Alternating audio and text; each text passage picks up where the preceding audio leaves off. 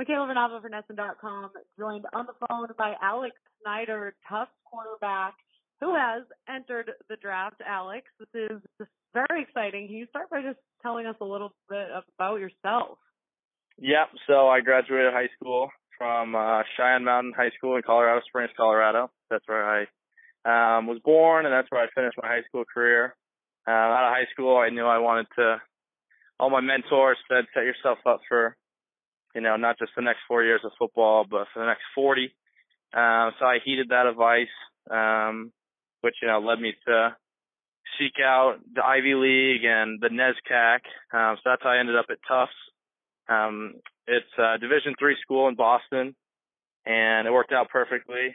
When I committed to Tufts, the program was actually on the losingest college football program at the time in all of college football. So it was a very exciting but daunting opportunity for me and the other seniors to, take that challenge head on. But by the time we graduated, the Tufts program is in great hands. It's a winning program, and I hope each year we'll compete for a NESCAC championship. So my time at Tufts was great. Then I recently graduated early so that, I could set myself up for the opportunity to train all spring. And I did that out in Colorado with Jenkins Elite. They're a, private training, draft prep company. So I trained alongside PJ Walker of Temple and Austin Apodaca of New Mexico. And it was just a great experience. Football from when we woke up to when we fell asleep, and great coaching. So that experience, I think, just made me a way better player and set myself up for, what's ahead in terms of how to prepare like a pro and what to expect if I get an invite to a camp. It sounds like you certainly have had some success in college in what you've done helped to do with the Tufts football program, and also your resume says you played 25 games, 22 passing touchdowns. So how do you go about, or you face the challenge of teams thinking that these three players there, the issue of is the competition level high enough that you've faced in college? Because whether it's a D1 athlete or D3 athlete, it's oftentimes hard to tell if an NFL player will pan out as good as they were in college in the NFL. So what would you say to someone who's wondering that about you?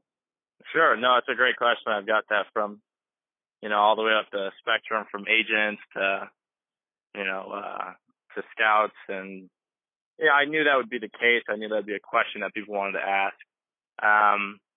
Anyone who's familiar with the NESCAC, first of all, will be the first ones to tell you that it's a very competitive league. It gets a lot of players that, might not have had the opportunity to play in D1 in the Ivy League, but it's the next step down from that.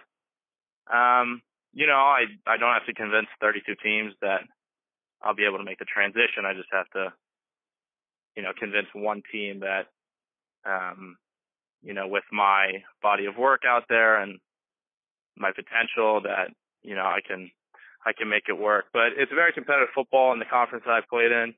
I got better every year. And then what I've accomplished in the last 4 months in terms of my pro day and the improvement and training alongside PJ and Austin, who both, played and started in Division I programs, and hearing their experience, I don't think mine was that much different. So I understand that, I knew this a long time ago that GM, scouts, director of player personnel would obviously, that'd be at the top of their concerns. But, I just have to convince one team that I'll be able to make the transition.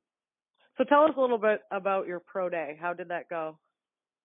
So I worked out at Colorado State Pueblo. They've had a number of NFL prospects in the last couple of years, so I knew that it would be a perfect fit. I knew there'd be a bunch of good scouts there. And I was fortunate to have a good group of receivers that were from CSU Pueblo and some of the other schools down there. So it worked out well. There were a lot of great players down there. And, everything came together when it needed to. That was right at the 8-week mark.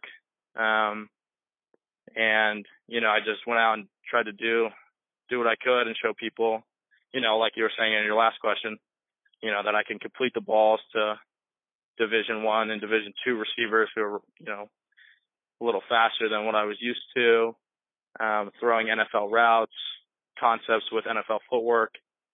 So, I think that was a good opportunity to show them that, I'm ready for the next level.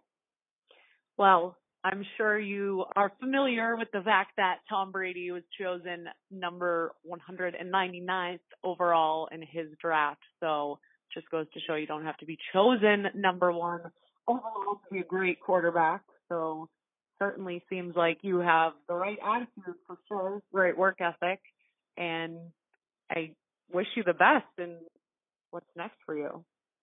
Yeah, thank you. Thank you very much. I'm just need one opportunity, and then from there, it's whatever I make the most of. So, yeah, it's exciting. It's been an awesome last couple months of training, one of the best periods of my life. So it's been a blessing. All right. Well, enjoy it, Alex, and thanks for talking with us today. I appreciate it. All right, Michaela. Thank you very much. Thanks for your time.